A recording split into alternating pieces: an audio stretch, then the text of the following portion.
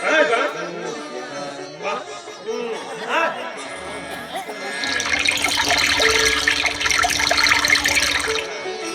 झालं का झालं का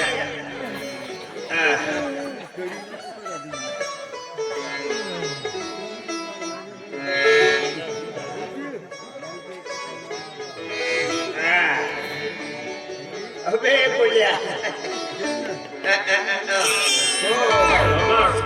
आता याला देखभाल तुम्हालाच करावी लागली आहे. लवकरच नजर आली का हो माझ्याकडे पाहिजे माझ्या मिशा उपडते मिशी उपडली असते मिशीच तुमची लहान आहे हातात भेटत नाही बाप केस लागत भेटत तुमचे बसवता खांद्या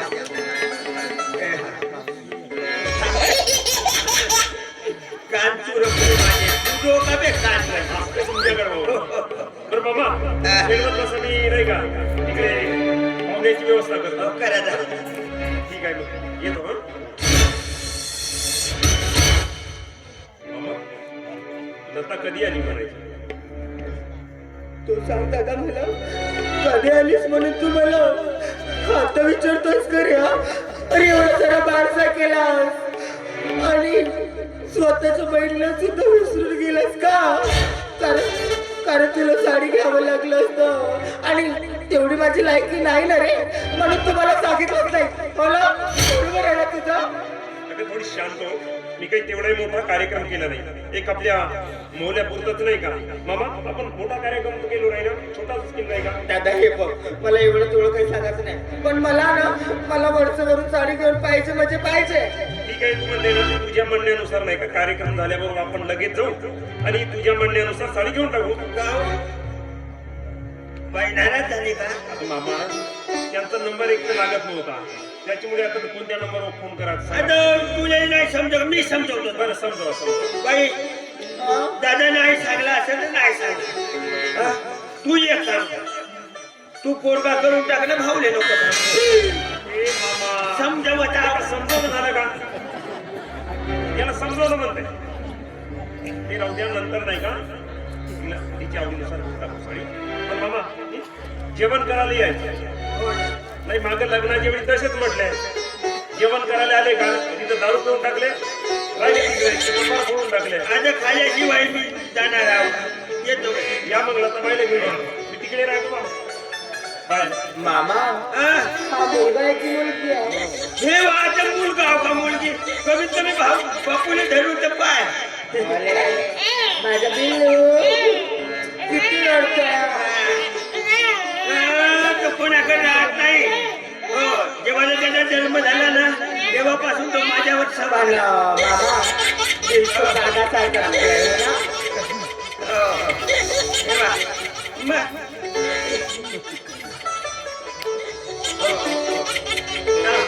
मामा इकडे या ना तुम्हाला काहीतरी सांगायचं आहे मी तिथून पडून आली पण मामा ही गोष्ट मी तुम्हाला सांगत आहे पण कदाचित पप्पांना दादाला वगैरे असं काही माहीत झालं पाहिजे नाही मामा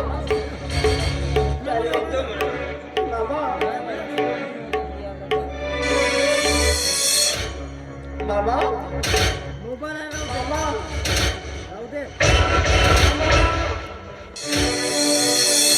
मामा तर मला दुसकडून चालले गेले नाही मला माहित आहे कारण मी लाडकी परी आहे मी लाडकी लग्न आहे माझे पप्पा मला असं करू शकत नाही माझ्या पप्पावर माझा विश्वास आहे पप्पाला काहीतरी सांगितलंच पाहिजे आणि एकदाच का माझे पप्पा जर माझ्या जळ्यामध्ये आले तर मग या संपूर्ण इस्टेटची मालकीन व्हायला सुद्धा मला काही वेळ लागणारच नाही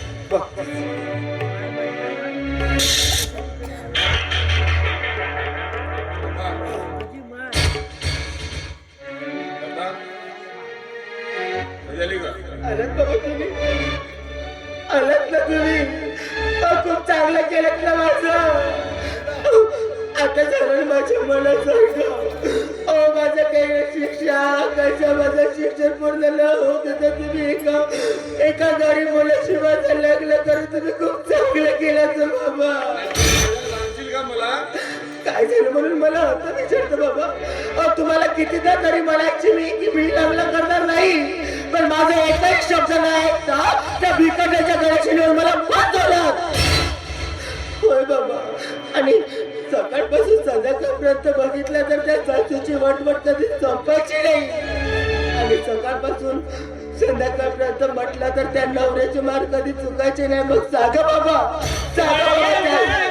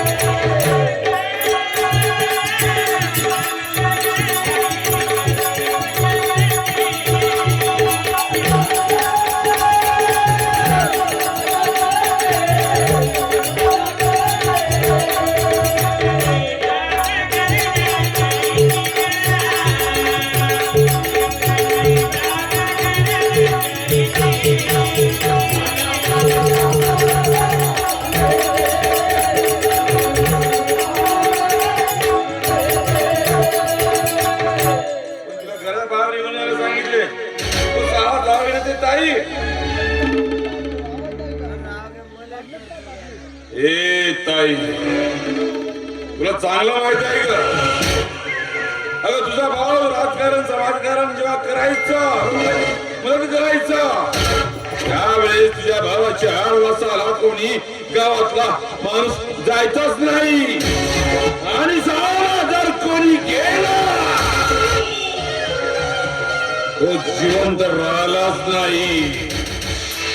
आणि ताई तुला चांगलं माहित आहे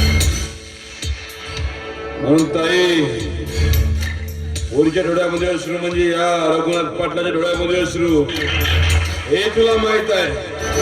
अरे बघा पोरीच्या काही जर चुकेल तर सांभाळून नशील म्हणून तुझ्या घरी दिलं आहे.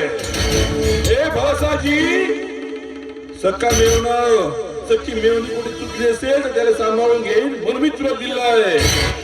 साला पैसे पूर्ण संपले असतील म्हणून साला यायला माझ आला असेल. रघुनाथ पाटील आहे आणि चुकीला माफी नाही, आणि सांभाळून राहा.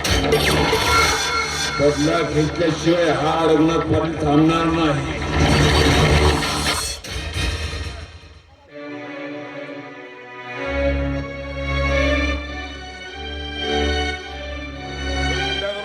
पाठीमागे मी उभा आहे. सर्व जग एक होईल ना.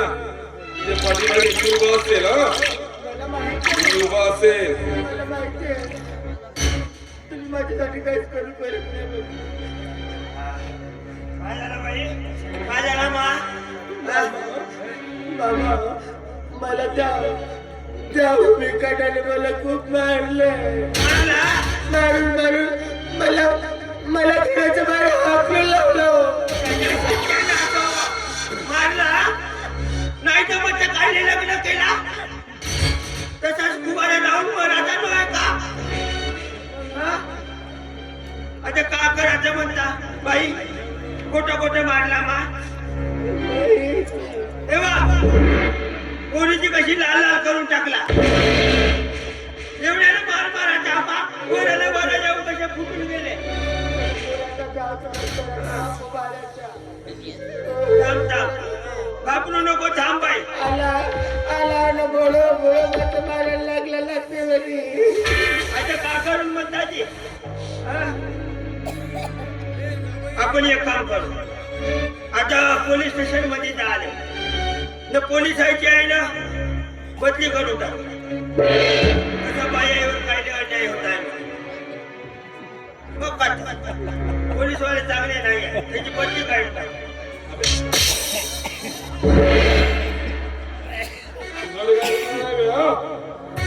ते पोलीसवाले काय करणार आहे म्हटलं.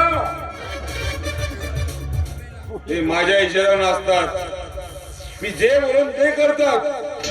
अरे मुलगी माझी आहे आणि माझ्या मुलीचा त्रास म्हणजे माझ्यावर घाव झाला आणि माझ्या मुलीच्या डोळ्यात अश्रू म्हणजे या रघुनाथ पाटलाच्या काळजाला धक्का